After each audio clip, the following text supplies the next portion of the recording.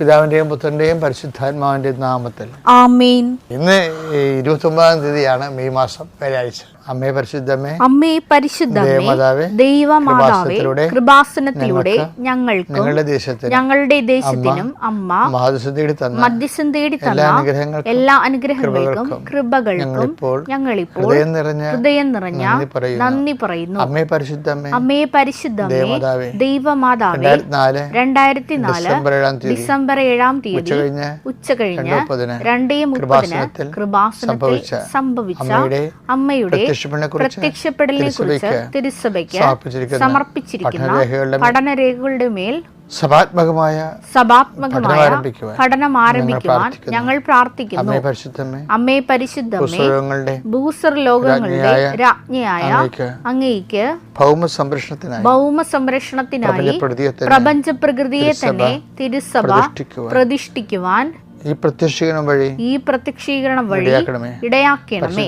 പരിശുദ്ധമേ, ജപമാല മാതാവേ, സകല കൃപാസനം പ്രാർത്ഥനകളോടും ചേർത്ത് ഞങ്ങളിപ്പോൾ പ്രാർത്ഥിക്കുന്ന ഈ കുടുംബത്തിന്റെ പ്രത്യേക നിയോഗം പറമക്കളെ,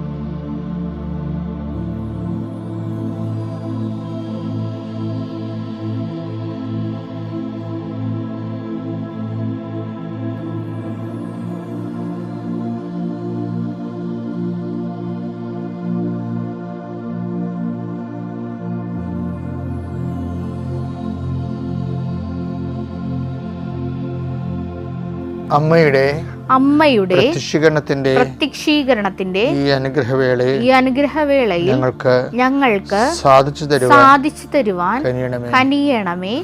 ആമേൻ. വിശ്വാസ പ്രമാണം.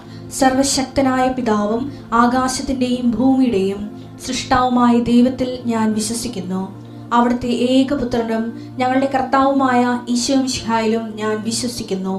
ഈ പുത്രൻ പരിശുദ്ധാത്മാവിനാൽ ഗർഭസ്ഥനായി കന്യകാമറിയത്തിൽ നിന്ന് പിറന്ന് പൊന്തിയോസ് പീലാത്തോസിന്റെ കാലത്ത് പീഡകൾ സഹിച്ച് കുരിശിൽ തറയ്ക്കപ്പെട്ട് മരിച്ച് അടക്കപ്പെട്ട് പാതാളങ്ങളിൽ ഇറങ്ങി മരിച്ചവരുടെ ഇടയിൽ നിന്ന് 3-ാം നാൾ ഉയർത്ത് സ്വർഗത്തിലേക്ക് എഴുന്നള്ളി സർവശക്തിയുള്ള പിതാവായ ദൈവത്തിന്റെ വലതുഭാഗത്തിരിക്കുന്നു.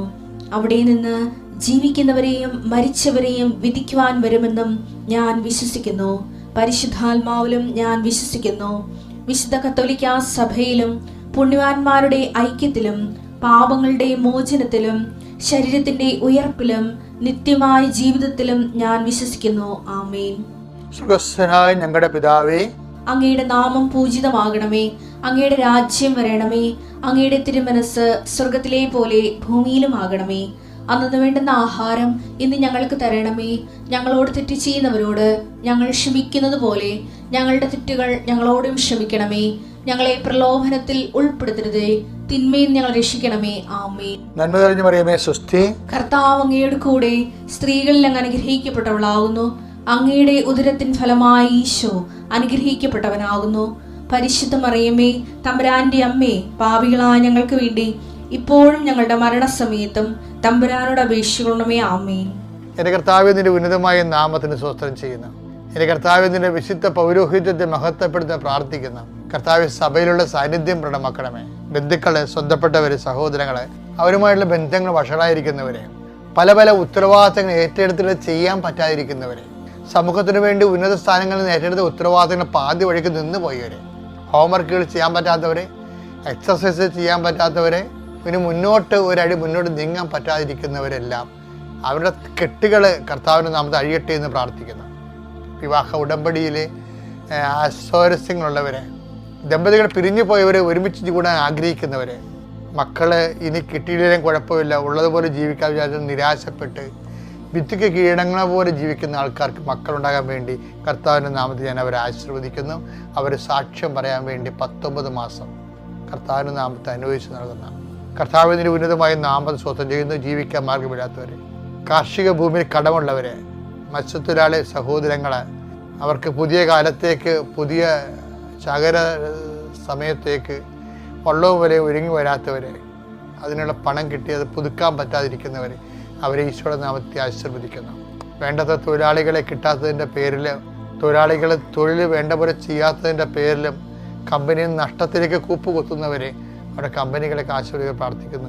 വേണ്ട മാർക്കറ്റിംഗ് കിട്ടാത്ത കമ്പനികൾ, അതുപോലെ തന്നെ ഓരോ പ്രസ്ഥാനങ്ങൾ നടത്തിക്കൊണ്ടിരിക്കുന്നു, തൊഴിൽ പ്രസ്ഥാനങ്ങൾ നടത്തിക്കൊണ്ടിരിക്കുന്നവരെ, അവർക്കതുകൊണ്ടാണ് ന്യൂനതകൾ, പോരായ്മകൾ എല്ലാം കുടുംബത്തിലുള്ളവരുടെ ഷെയർ ഹോൾഡേഴ്സിൻ്റെയും പടലപ്പിണക്കങ്ങളും തൊഴിൽ കുത്തുകളും മൂലം ചില ആൾക്കാരുടെ തലയിൽ വന്ന് വീണിട്ട് അവർ ഉത്തരം പറയേണ്ട അവസ്ഥ വന്നിരിക്കുന്ന അവസ്ഥകൾ, അതിൽ നിന്ന് എങ്ങനെ കരകയറുമെന്നറിയാൻ പറ്റാതെ വിഷമിക്കുന്ന ഒരു കർത്താവിൻ്റെ നാമത്തിൽ ഞാൻ ആശീർവദിച്ചുകൊണ്ട് യേശുവിൻ്റെ നാമത്തിൽ അവരുടെ സങ്കടങ്ങളെ, അവരുടെ ഭാരങ്ങളെ വിടുതൽ ചെയ്യുന്നു. മക്കൾക്കൊരു ആശങ്കയുള്ളവർ, മക്കളോർത്ത് പ്രയാസപ്പെടുന്നവർ, മക്കളുടെ പഠനത്തിൽ ഉന്നതമായ വിദ്യാഭ്യാസത്തിന് വേണ്ടി അവർക്ക് വേണ്ട വഴി കാട്ടിക്കൊടുക്കാൻ പറ്റാത്തവർ, അതിനുള്ള പണമില്ലാത്തവർ, പണത്തിൻ്റെ സോഴ്സ് കാണാത്തവരെ ഈ കർത്താവിൻ്റെ അനുഗ്രഹത്തിൽ അവർക്ക് സോഴ്സ് കണ്ടെത്താനും കുഞ്ഞുങ്ങളുടെ എത്തേണ്ട സ്ഥലത്ത് എത്തിക്കാനും ദൈവത്തിൻ്റെ കൃപ പ്രവർത്തിക്കാൻ വേണ്ടി കുടുംബത്തെ സമർപ്പിച്ച് പ്രാർത്ഥിക്കുന്നു. നിത്യം പിതാവും പുത്രനും പരിശുദ്ധാത്മാവിനെ നയിക്കുവാമേ.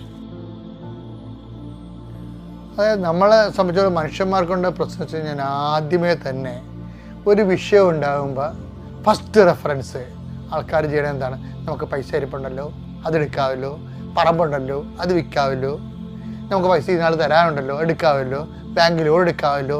ഇങ്ങനെ മനുഷ്യന്മാർ ആദ്യമേ തന്നെ അവരുടെ മെറിറ്റിനെ കുറിച്ചാണ് നമ്മൾ ഓവറായിട്ട് കോൺഫിഡൻസ് ആകുന്നത്. ഓവർ കോൺഫിഡൻസ് മെറിറ്റിനെ കുറിച്ച് ഉണ്ടാകുമ്പോൾ കുഴപ്പമെന്ന് വെച്ച് കഴിഞ്ഞാൽ ദൈവത്തിൻ്റെ ആശ്രയം കുറഞ്ഞിരിക്കും. അതിൻ്റെ ഒരു ജീവിതത്തിൻ്റെ അപകടമാണ്. സംഖ്യ 14:6 ദേശം ഒറ്റുനോക്കാൻ അതുപോലെയുള്ള ദേശങ്ങളില്ല, ഒറ്റുനോക്കാൻ വിട്ടാണ് ആൾക്കാര്. നൂനിന്റെ മകൻ ജോഷുവയും നൂനിന്റെ മകൻ ജോഷുവ ഉണ്ടായിരുന്നു. യഫുന്നയുടെ മകൻ കാലേബും യഫുന്നയുടെ മകൻ കാലേബ് തങ്ങളുടെ വസ്ത്രം കീറി. തങ്ങളുടെ വസ്ത്രം കീറാൻ കാര്യം അറിയാവോ? ഈ അവര് 3ഉം 5ഉം ഒക്കെ ആയിട്ട് 2 ഒക്കെയാണ് പോയത്. 3ഉം 2ഉം 5 അങ്ങനെ 5 പേരുടെ 2 ഗ്രൂപ്പാണ് റിപ്പോർട്ടിങ് വരണത്. റിപ്പോർട്ട് ചെയ്യുമ്പോൾ ഈ ദേശം സ്പൈ ഔട്ട് ചെയ്യാൻ പോയിട്ട് റിപ്പോർട്ട് ചെയ്യണത് മോശം ഉണ്ടോ എന്ന് പറയണത് ആദ്യത്തെ ആൾക്കാർ എന്താ പറയണമെന്ന് അറിയാമോ? അവിടെ അനാർക്ക് എന്ന് പറഞ്ഞാൽ ഭയങ്കര കിങ് കോങ് ടൈപ്പ് ആൾക്കാരുണ്ടായിരുന്നു, ഗുസ്തി മല്ലന്മാരുണ്ടായിരുന്നു. അവിടെ മക്കളൊക്കെ ഉണ്ട്, അവർ നമ്മളെ തിന്നുകളയെന്ന് പറയും, പേടിപ്പിച്ച് കളയും മോശത്തിന് വരെ. സംഖ്യ 13, 27, 28 അവർ അവനോട് പറഞ്ഞു, നീ പറഞ്ഞയച്ച ദേശത്ത് ഞങ്ങൾ ചെന്നു പാലും തേനും ഒഴുകുന്നതാണ് ആ ദേശം. ഇതാ അവിടുത്തെ പഴങ്ങൾ. എന്നാൽ അവിടുത്തെ ജനങ്ങള് മല്ലന്മാരാണ്, വില്ലന്മാരും മല്ലന്മാരുമാണ്. പട്ടണങ്ങൾ വളരെ വിശാലവും കോട്ടകളാൽ ചുറ്റപ്പെട്ടതുമാണ്. മാത്രമല്ല അനാക്കിന്റെ വർഗക്കാരെയും ഞങ്ങൾ അവിടെ കണ്ടു. പേടിപ്പിച്ചു കളഞ്ഞു, മല്ലന്മാരെ കണ്ടു. പക്ഷെ ജോഷുവ എന്താ പറയുന്നത് വെച്ചാൽ ആ സ്ഥാനത്ത് ജോഷുവ ഇവിടെ ഉണ്ടായിരുന്ന ആളാണ്. ജോഷുവ അതിനെങ്ങനെ കാണുന്നത്? കവനന്റൽ ഫ്രെയിമിൽ അത് കാണുന്നത്. ജോഷുവ എന്താ പറയുന്നത് വെച്ചാൽ അത് വായിച്ചു കേട്ടില്ലേ? ദേശം ഒറ്റുനോക്കാൻ പോയവരിൽപ്പെട്ട നൂനിന്റെ മകൻ ജോഷുവയും യഫുന്നയുടെ മകൻ കാലേബും തങ്ങളുടെ വസ്ത്രം കീറി. അവർ ബ്ലാസ്ഫെമിക് ആയിട്ടാണ് കീറിയത്. കർത്താവിനെ വിശ്വസിക്കുന്നതിന് പകരം ഇവന്മാർ അവന്മാരുടെ മസിലിൽ വിശ്വസിച്ചു, ശത്രുവിന്റെ മസിലിൽ വിശ്വസിച്ചു. അപ്പൊ അത് ബ്ലാസ്ഫെമി അല്ലേ? അപ്പൊ അവര് സഹിക്കാതെ വസ്ത്രം കീറി. അവർ ഇസ്രായേൽ സമൂഹത്തോട് പറഞ്ഞു, എന്താ പറഞ്ഞു? ഞങ്ങൾ ഒറ്റുനോക്കാൻ പോയ ദേശം അതിവിശിഷ്ടമാണ്. കർത്താവ് നമ്മിൽ സംപ്രീതനാണെങ്കിൽ അവിടുന്ന് നമ്മെ അങ്ങോട്ട് നയിക്കുകയും തേനും പാലും ഒഴുകുന്ന ആ ദേശം നമുക്ക് തരികയും ചെയ്യും. തരികയും ചെയ്യും. നിങ്ങൾ കർത്താവിനോട് മറുതലിക്കരുത്. നിങ്ങൾ കർത്താവിനോട് മറുതലിക്കരുത്. ആ ദേശത്തെ ജനങ്ങളെ ഭയപ്പെടുകയും അരുത്. ദേശത്തെ ജനങ്ങളെ അവർ നമുക്ക് ഇരയാണ്. അവർ നമുക്ക് ഇനി അവർക്ക് രക്ഷയില്ല. കർത്താവ് നമ്മോട് കൂടെയാണ്. കർത്താവ് നമ്മുടെ കൂടെയാണ്. അവരെ ഭയപ്പെടേണ്ടതില്ല. അവരെ ഭയപ്പെടേണ്ടതില്ല. എന്തൊരു രസം കേൾക്കാൻ. അതായത് കർത്താവിനെ കൂടെ നിർത്തുന്നതാണ് ഈ ഉടമ്പടി എന്ന് പറയുന്നത്. ഇപ്പൊ ഉടമ്പടി കൊണ്ട് ഉദ്ദേശിക്കുന്നത് എന്താണ്? നമ്മുടെ ജീവിതം സുവിശേഷ വിഹിതമായി പുനഃക്രമീകരിച്ച് കർത്താവിൻ്റെ പ്രീതിക്ക് പാത്രമാക്കി എടുക്കുക. അതുകൊണ്ടാണ് നിബന്ധനകളൊക്കെ എല്ലാം വെച്ചിരിക്കുന്നത്. പ്രേക്ഷിത പ്രവർത്തനങ്ങൾ, രോഗികൾ ശുശ്രൂഷ, നമ്മുടെ വിശുദ്ധീകരണമൊക്കെ വെച്ചിരിക്കുന്നത് എന്തിനാണ്? കർത്താവിന് പ്രീതികരമായ രീതിയിലേക്ക് ജീവിതം പുനഃക്രമീകരിക്കുക. അപ്പോൾ എന്ത് ചെയ്യും?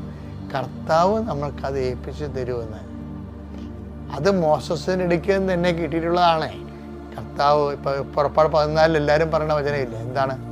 കർത്താവ് നിങ്ങൾക്ക് വേണ്ടി യുദ്ധം ചെയ്യും, നിങ്ങൾ മൗനമായിരുന്നാലും മതിയെന്ന് 14 വായിക്കണില്ലേ? അത് തന്നെ അതും ഉടമ്പടി വചനമാണ്. അതായത് ഈ അനാർക്കിൻ്റെ മല്ലന്മാരെ ജോഷുവയും കണ്ടതാണ്, പക്ഷെ പേടിച്ചില്ല. അതുകൊണ്ടാണ് ജനങ്ങളോട് പറയണത്, നിങ്ങൾ പണി ചെയ്യണം.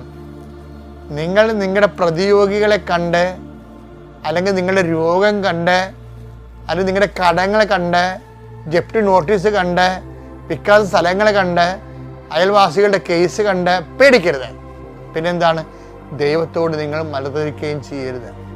ഇപ്പം നമ്മൾ ഉടമ്പടിയുടെ വില്ലന്മാരെ കുറിച്ച് പറയുന്ന സമയത്ത് ദൈവത്തിൻ്റെ ഉടമ്പടി ഇടക്കുള്ള വില്ലൻ ആരായിരുന്നു? ലോത്തായിരുന്നു. ലോത്തിനെ പേടിച്ചു. ആര്? എബ്രഹാമല്ല, സാറാ പേടിച്ചു. എങ്ങനെ പേടിച്ചു? എബ്രഹാം വയസ്സാം പ്രായമായിട്ടിരിക്കുന്ന ആൾ മരിച്ചു പോയാൽ ഭയങ്കര ഗുണ്ടയെ ലോത്ത് ഇവരെ കൊന്നുകളയും, ഈ സ്വത്തെല്ലാം അടിച്ചു മാറ്റും. അതുകൊണ്ട് എബ്രഹാത്തിനോട് പറഞ്ഞ്, നിങ്ങളിനി കാത്തിരിക്കേണ്ട, ഹാഗറിനെ പ്രാപിക്കുക, പിള്ളേർ ജനിക്കണം, പിള്ളേരില്ലെങ്കിൽ ഇനി മുന്നോട്ട് പോകാൻ പറ്റത്തില്ലെന്ന് പറയും. പേടിച്ചു പോയി. സാറായി ലോത്തിനെ പേടിച്ചു. അത് പറഞ്ഞുകൊണ്ട് തന്നെ എബ്രഹാത്തിനെ പേടിപ്പിച്ചു. അങ്ങനെയാണ് അവർ ഹാഗറിനെ പ്രാപിക്കുന്നത്. എബ്രഹാം പേടിയുണ്ട് അവിടെ. ഇതിൻ്റെ വരുന്നൊരു വിഷയം, 2 കാര്യങ്ങൾ ഉടമ്പടി പാടില്ല. എന്തൊക്കെയാണ്? പേടി പാടില്ല. അയ്യോ ഞാനൊന്നും പഠിച്ചിട്ടില്ലല്ലോ, തോക്കുവോ എന്ന് പറഞ്ഞ കൈകൊടയല്ലേ? അങ്ങനെയല്ല. കഴിഞ്ഞ ദിവസങ്ങളിലെ കുഞ്ഞുങ്ങൾ സാക്ഷ്യം പറഞ്ഞ് ഒരു പുണ്യ സാക്ഷ്യം നിങ്ങൾ കേട്ടില്ലേ? അയ്യേമില്ല, ഞാൻ 2 ആഴ്ചയ്ക്ക് പഠിക്കാൻ പോകത്തില്ല, പക്ഷേ ഞാൻ പേടിച്ചില്ല. എന്താ കാര്യം? ഞാൻ അമ്മയോട് പറഞ്ഞു, അമ്മേ നീ പരീക്ഷ കൊണ്ട് ഉണ്ടാകുമല്ലോ, എനിക്ക് അടയാളം വേണം, അമ്മ ഉണ്ടെന്നുള്ളതിനെ. പേടിച്ചില്ല. അതാണ് പേടിക്കാതിരിക്കുന്നതും. പിന്നെ എന്ത് ചെയ്യണം? ദൈവത്തോട് മറുതലിക്കാതിരിക്കണം.